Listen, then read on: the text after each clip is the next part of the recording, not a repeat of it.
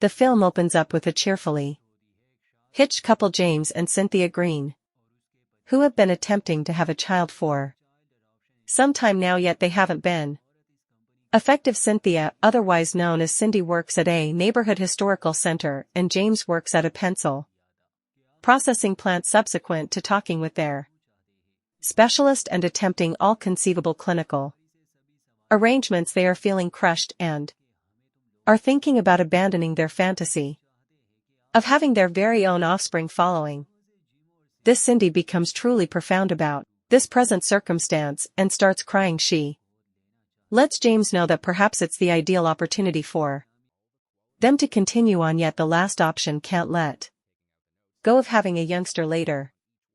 Dreaming about it for such a long time, he then, at that point, persuades Cindy to envision their ideal kid one final time and record all the characteristics they wish for the kid to have on paper. Taking out the notes, they compose various descriptors on every one.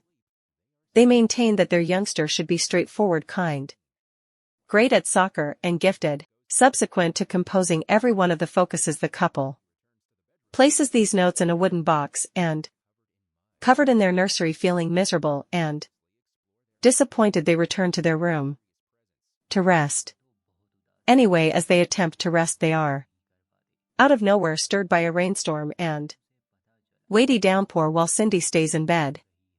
James goes to the kitchen for a beverage to his shock. When he gets back to the room, he understands that the bed sheet is canvassed in mud. Following this, both of them circumspectly investigate their home, looking for the puzzling presence. Hear music coming from higher up and follow the sound. Shockingly, when they arrive at there, they track down a sloppy youngster playing with toys. Subsequent to seeing them, the kid presents himself as Timothy and says that he came from the nursery. James watches out to the nursery and notification, the place they covered the crate at some point before, to be totally brushed off.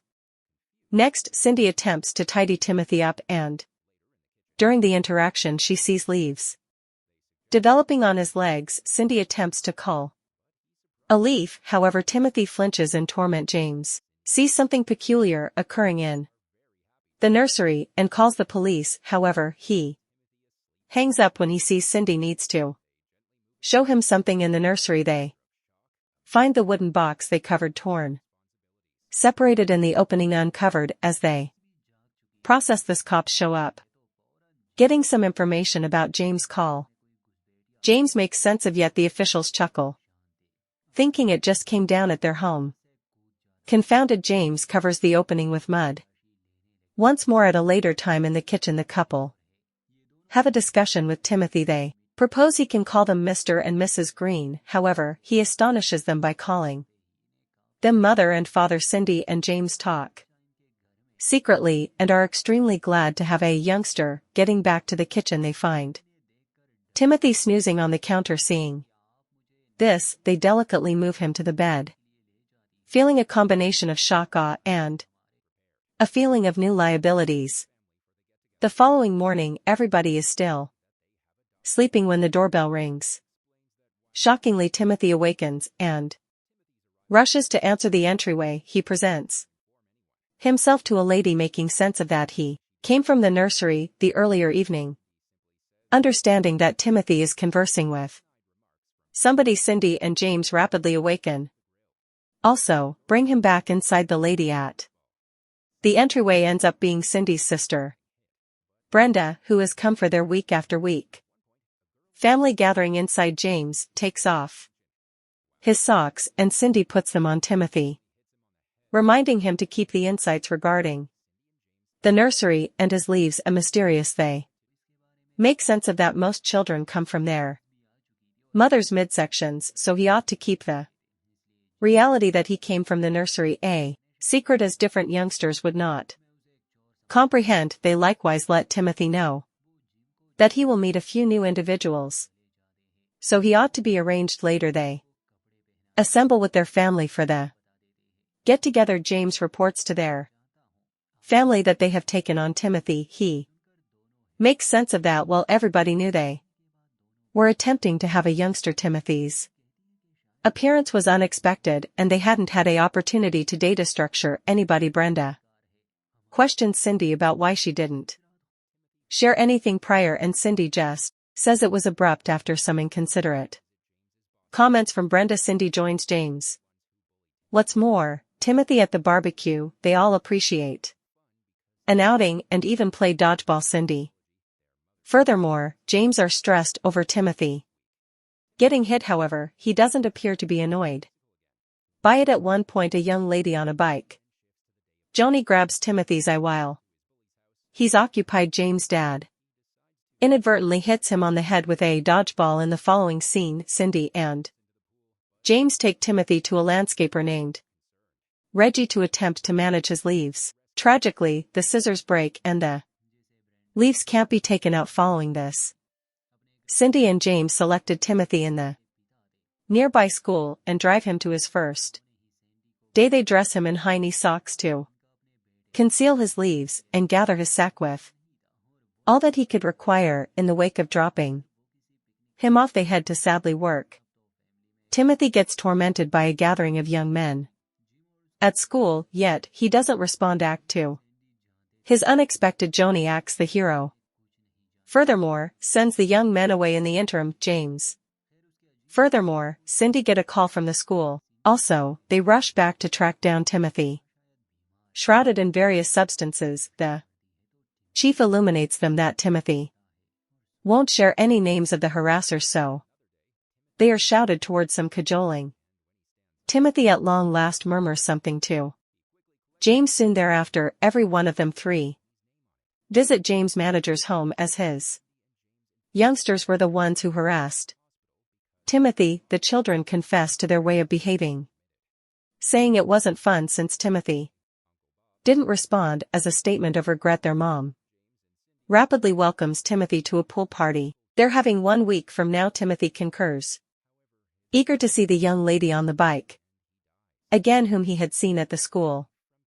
The scene then, at that point, movements to the day of the party, when Timothy goes to his domineering jerk's house and finds Joni there. He chooses to swim in the pool with her, however doesn't remove his socks. Timothy hops into the pool, however doesn't re-emerge, making Joni concerned. She then, at that point, hops into the pool to safeguard him anyway. While attempting to help, Joni snatches his leg and attempts to take off his socks, expecting that she may see his leaves. The last inadvertently kicks her in the head, and his first communication with Joni doesn't go as he needed. In the wake of getting back from the party, James and Cindy got some information about his day. He imparts the occurrence to them and looks for their recommendation. James prompts Timothy to stay away from Joni and run the alternate way if he sees her. This procedure appears to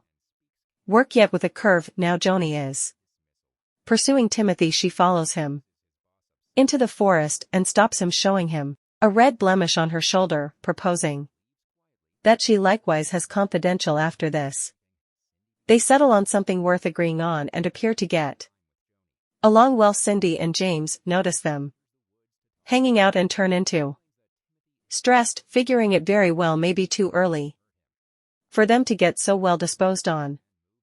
One more day. Timothy lies on the ground for some time, and when he stands up, one of his leaves tumbles off. He rapidly gathers the leaf and puts it in an envelope, composing Joni's name on it.